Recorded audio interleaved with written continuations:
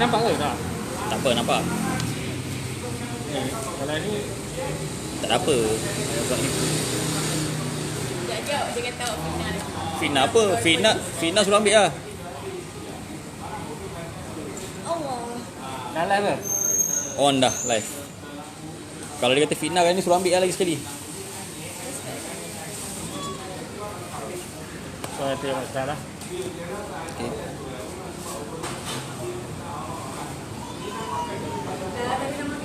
Ni. Dang.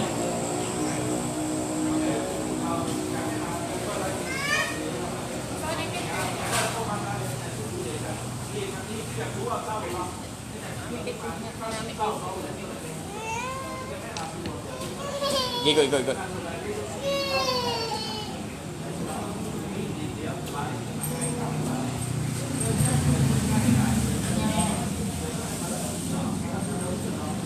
Awak pergi boleh lah.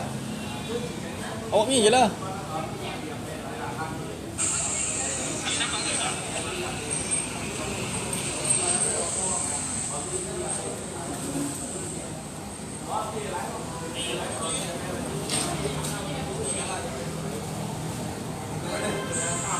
Kita boleh start lah. Cari.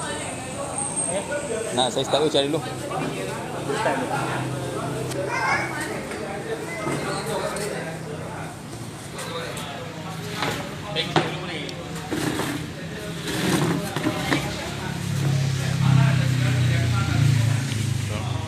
Bismillahirrahmanirrahim. Pertama sekali saya ucapkan terima kasih kepada Tuan Haris dan kita info datang lebih jauh ya daripada Kenalin. Okey, tujuan saya panggil Cik Haris datang ke kedai saya ini, saya nak lantik Cik Haris 3 kes. Terutama sekali untuk 2 individu.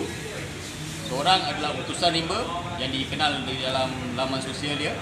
Seorang lagi adalah Joseph Prakash untuk saman sivil. Dan satu lagi saman sivil yang saya serahkan pada Cik Haris untuk pegawai polis yang tidak adil menjalankan siasatan kes-kes daripada awal sehingga hari ini dengan alasan mengatakan kami tidak bagi kerjasama dan kami tidak bagi apa yang mereka minta, apa yang mereka nak. Setelah isteri saya dan juga Cik Haris buat sidang media, ada seorang pegawai polis telah WhatsApp saya minta pekerja saya, salah seorang pekerja saya yang lagi bekerja ini untuk bawa ke balai polis bagi statement. Sedangkan sebelum ini saya dah bagi kerjasama bawa saksi tersebut ke balai. Saya tanya dengan pegawai polis tersebut untuk ambil statement mereka. Tetapi pegawai polis tersebut telah mengatakan kepada saya tidak perlu, kata dia. Awak seorang sudah memadai. Tetapi kes-kes hari ini semua tergantung. Dan setelah peguam saya apabila meminta kerjasama dari pihak polis, apa hasil siasatan mereka, mereka baru bagi apa nama dia Haris? Surat pemakluman pada peguam saya direct. Kononnya semua selesai, tiada apa-apa kesalahan. Dan kat sini saya kecewa lah sebagai seorang rakyat Malaysia dan juga anak Malaysia, saya kecewa dengan siasatan polis telah lakukan dan tidak beri apa-apa maklumat pada kita, dan juga biarkan selama daripada bulan 6 7, 8, 9, 10, 11, 12, 1, 2, 3, 4 selama 11 bulan. Malah bila peguam saya minta kerjasama dengan pihak polis, layan tak layan, edah tak edah pihak polis bagi kerjasama dengan peguam. Jadi saya lantik, sekali saya jawab, saya lantik Cik Haris daripada firma Haris Sakinah & Co untuk 2 individu untuk saman sivil, iaitu utusan rimba dan juga Joseph Prakash. Yang ketiga untuk tarik pegawai-pegawai polis yang mana tidak adil dalam siasatan untuk ke mahkamah. Ini sajalah yang saya nak sampaikan kepada pihak-pihak netizen. Dan saya yakin di dalam Malaysia ramai lagi orang-orang seperti saya yang kes tidak apa orang kata tidak siasat dengan betul, tidak jalan dengan betul. Jadi saya minta pada ketua polis KPN kita yang baru ni yang telah dilantik untuk buka semula atau menggodak semula seluruh IPD di Malaysia ni untuk apa orang kata pihak IO ambil berat kes-kes ni. Sebagai seorang IO, kerja IO bukan salah tak bersalah, tetapi kerja IO panggil sesiapa saja yang terbabit di dalam kes-kes tersebut untuk ambil statement dekat siasat. Tetapi di dalam kes ini mereka tidak panggil pun dan tidak siasat pun sekali. Malah kami yang kena ulang alik untuk jumpa IO, untuk bagi statement, tetapi mereka-mereka yang datang ceroboh kedai isteri saya tak ada seorang pun yang dipanggil kecuali Joseph Prakash. Itu pun laporan polis yang kedua yang saya buat di kedai sini. Bila dia datang ceroboh kedai saya, bila dia datang bawa kayu dan juga buat berbagai wayang tamil kat depan kedai saya, barulah dia ditahan dan barulah dia diambil tindakan undang-undang. Habis yang lain-lain mana? Mana kata apa siasat ini adil? Dan saya harap sangat, sekali lagi saya harap sangat pada Tuan Haris untuk ambil tindakan kepada mereka di dalam mahkamah dengan sewajarnya.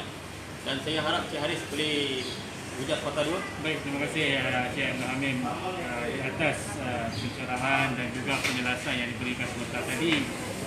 Pihak kami telah dilantik dan oleh Cik Abdul Hamim bin Abdul Hamid untuk bertindak bagi pihak beliau di atas beberapa tindakan guaman dan juga tindakan mahkamah yang akan dilakukan ke atas beberapa individu dan juga beberapa anggota dan atau pegawai polis di atas beberapa tindakan yang kami dapati boleh diambil tindakan undang-undang. So pertamanya berkenaan dengan isu yang dibawakan oleh Encik Hamim ni tadi adalah berkenaan dengan isu pencerobohan yang telah dilakukan oleh beberapa kumpulan individu pada sekitar Jun 2020, dan saya jangkakan lebih kurang 11 bulan telah berlalu, namun tidak ada sebarang tindakan yang telah diambil oleh pihak polis terhadap perkara ini. Itu yang pertama. Yang keduanya adalah kenapa apabila seseorang individu membuat satu laporan polis, apabila beliau telah membuat satu aduan rasmi kepada pihak penguatkuasa, tapi tidak ada tindakan yang cepat, yang efisien, yang cekap, yang dijalankan, yang sepatutnya wajarnya dijalankan oleh pihak polis terhadap mangsa. Tapi dalam situasi kes anak buah saya ini telah dibiarkan begitu lama, tidak ada tindakan, sehinggalah isu pencerobohan yang kali pertama pada Jun 2020 tersebut telah berulang untuk kali kedua, yang mana telah dilakukan oleh individu yang bernama Joseph Prakash.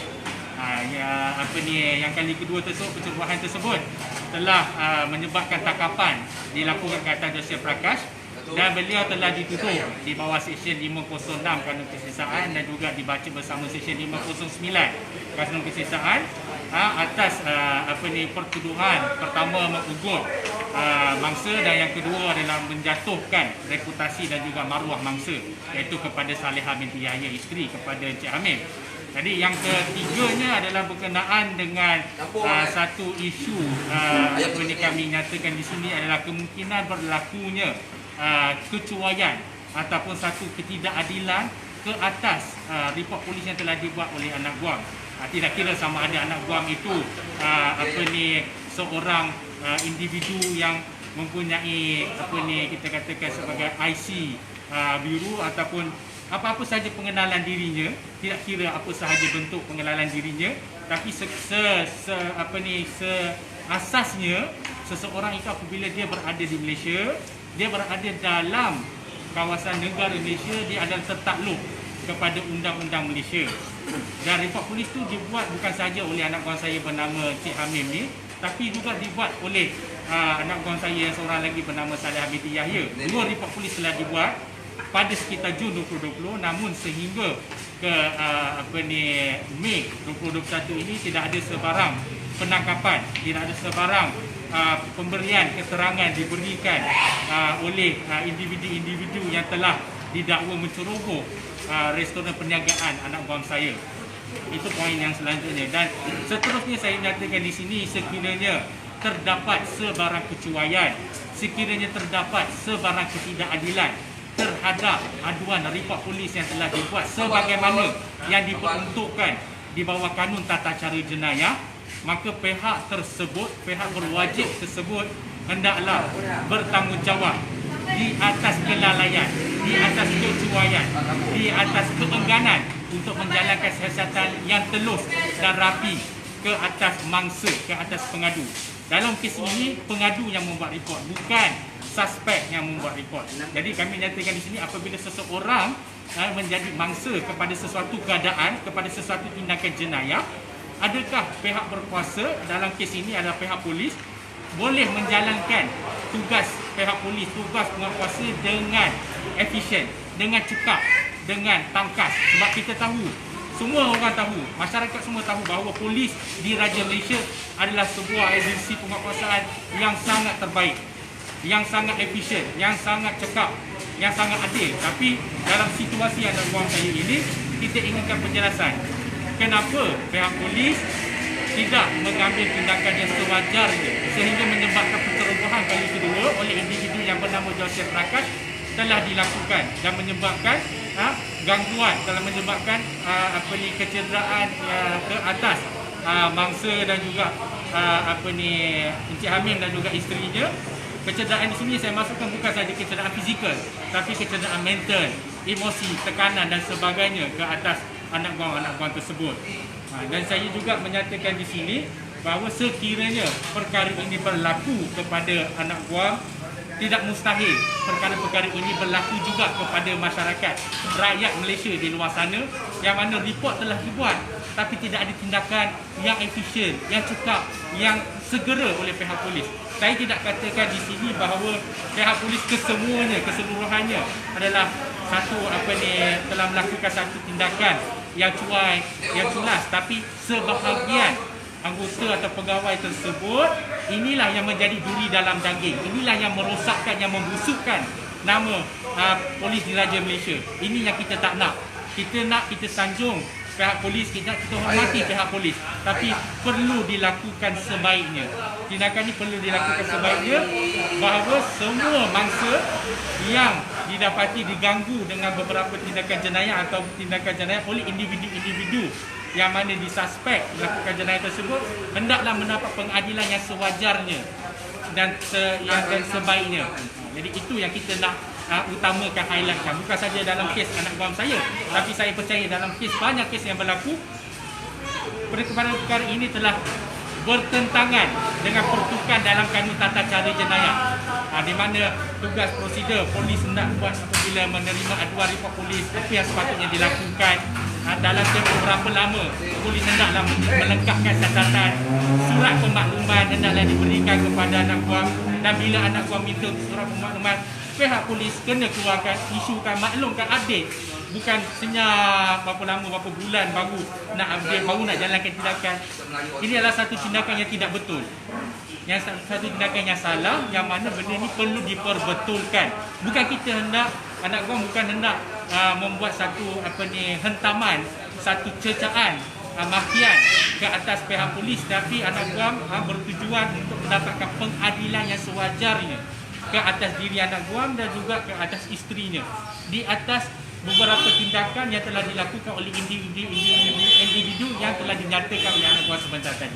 Jadi itulah apa yang hajat yang telah anak guam nyatakan di sini, dan pihak kami akan mengambil beberapa tindakan mahkamah yang dinyatakan sewajarnya dan menjadi asas untuk ditentukan oleh mahkamah. Jadi sebelum pihak saya menutup kenyataan di sini, saya menyatakan di sini bahawa tugas pihak polis seperti mana yang telah ditetapkan oleh Mahkamah Rayuan Malaysia, menyatakan bahawa tugas pihak polis apabila menerima sesuatu aduan daripada mana-mana pihak, hendaklah membuat satu siasatan.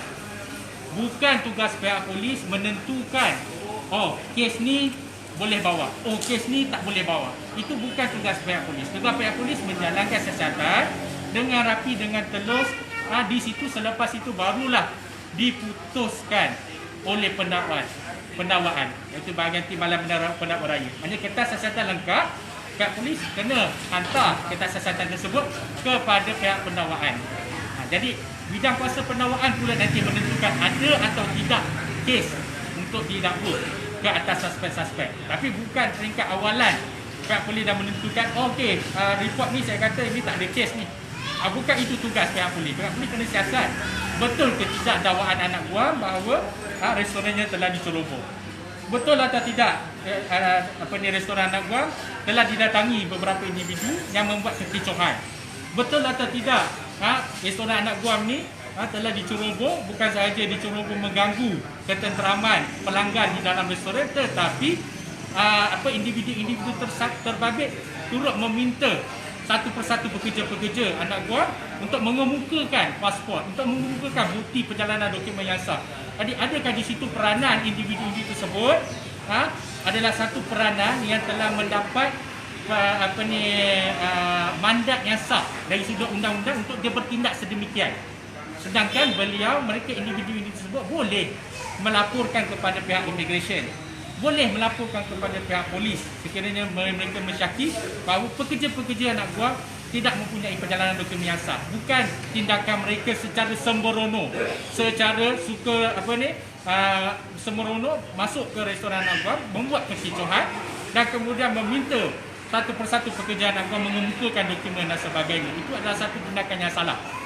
Jadi benda ini semua perlu diputuskan di muka pengadilan untuk tindakan-tindakan yang sewajarnya ke atas pihak-pihak yang mengalami kecederaan. Itu saja. Wallahu a'lam.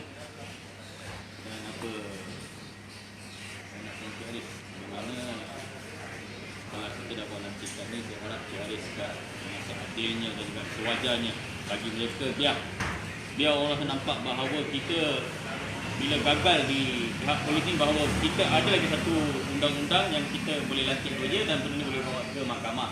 Sebab kita harapkan keadilan. Yang pertama. Yang kedua, daripada segi penjagaan kami terjejas selama ni kami diam. Dan berbagai fitnah dia orang buat di dalam media sosial, macam-macam dia mengata, pun saya diam, saya mengalah. Tapi mereka cabar saya. Bila mereka cabar saya tercabar. Sebab apa? Macam-macam dia orang cakap, mereka cerita apa semua. Jadi saya harap kat sini isteri saya lantik Cik Arif sebelum ni untuk jalankan saman-saman untuk kedai individu-individu ni, dan saya lantik Cik Arif pula untuk jalankan saman dua individu ni untuk Salibah dan Yusuf Berkas dan juga pegawai-pegawai polis yang saya cakap tadi. Saya rasa saya tak nak sebut nama-nama mereka kat sini, biar peguam buat kerja dan biar mahkamah yang menentukan. Salah tak salah kerja mahkamah, bukan kerja orang awam.